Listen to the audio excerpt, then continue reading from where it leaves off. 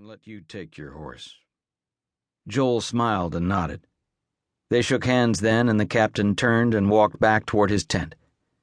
Joel watched him walk away, remaining there on the bank until Grace entered the tent.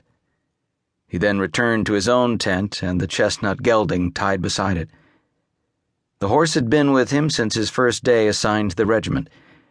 It had more or less picked him to partner with.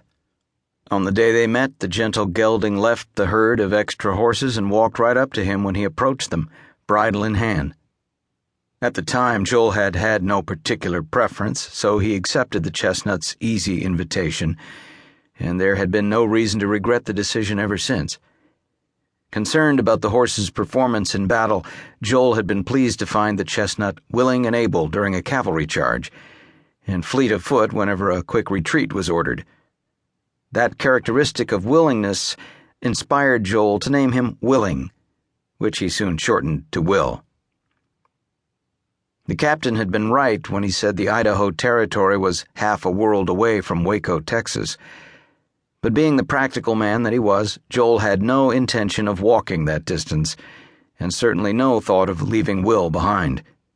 He figured the regiment owed him a horse, at the least, and a pack horse to boot, which he planned to liberate from the herd of extra horses grazing in the narrow valley as soon as darkness set in a little more. There was a strong possibility that Grace was right in thinking Shelby would let him take the horse, but Joel preferred to bank on a sure thing, so he planned to leave that night, in spite of what he had told the captain.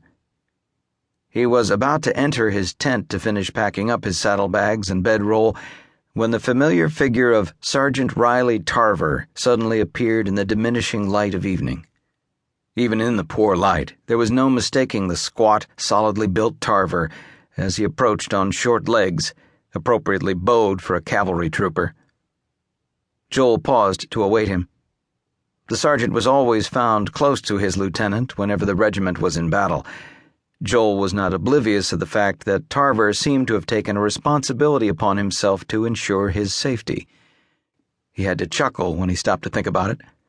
Riley Tarver had selected him to watch over much the same as Will had. And while he had never voiced it, he sincerely appreciated the sergeant's apparent devotion to him. "Evening, Sergeant," Joel greeted him. "You looking for me?" "Evening, Lieutenant," Riley returned. "Yes, sir. I was thinking on having a word with you, if you don't mind." "All right," Joel replied, thinking he caught a sense of concern in the sergeant's manner. "What's on your mind?" Tarver hesitated while he sought to organize his words. "Sir, can I talk kind of frankly?" "Why, sure you can, Riley. Nothing ever stopped you before. Is something bothering you?" It occurred to Joel that he was going to miss the burly sergeant.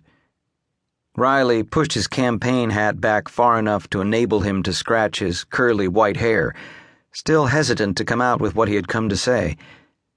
Finally, he spat it out. "Lieutenant, you know, we've been in some pretty tight places over the past 2 years, and I hope you won't think it disrespectful if I say I've come to know you pretty well." Joel stifled a chuckle. He was well aware of the sergeant's admiration. "Not at all," he answered. "I reckon we both know each other pretty well." "Well, sir," Riley went on, "it looks to me like you've been thinking pretty heavy on something for the last week and a half. Like maybe that something's bothering you. And if I was to take a guess, I'd say you ain't too damn keen about going down to Mexico." He paused when he saw that his comment had caused Joel's eyebrows to rise, but Joel made no reply, so he continued. "It ain't none of my business, but I just wanted to tell you that I ain't lost nothing in Mexico. If you're thinking about mustering out of this army any time soon, and you could tolerate a partner, why, hell, I'm your man. I'm ready to be done with this war, and the farther I can get away from it, the better." Joel was stunned. Had he been that transparent? Or was Riley so devoted to him that he had learned to read his mind? He had given absolutely no thought toward having a partner on his long journey up the face of the country. It made for an interesting suggestion, however, one that called for his consideration. After he'd thought about it for a few long moments, it suddenly struck him as